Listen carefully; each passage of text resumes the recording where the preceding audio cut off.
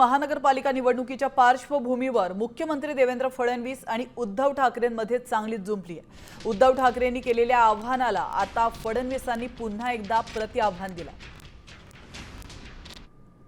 कुठल्याही प्रकारे विकासावर बोलत नाहीत। मी तर 4 वेळा सांगितलं, 4 वेळा की विकासावरचं यांचं भाषण दाखवा आणि 1000 रुपये मिळवा।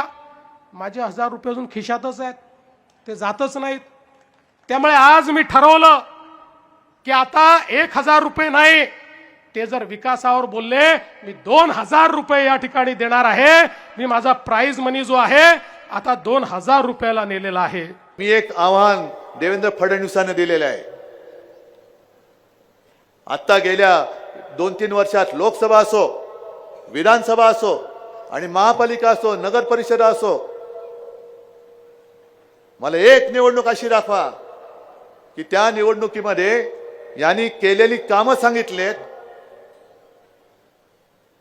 का नुसतं हिंदू मुसलमान वाद लावलेला आहे। आणि एक भाषण असं दाखवा की हिंदू मुसलमान वाद न लावता त्यांनी केलंय, मी त्यांना 1 लाख रुपये द्यायला तयार आहे। मी 1 लाख रुपये देतो। लगेच त्यांना मला 1 लाख रुपये पाठवा, कारण माझ्या प्रत्येक भाषणामध्ये विकासच बोलतो मी।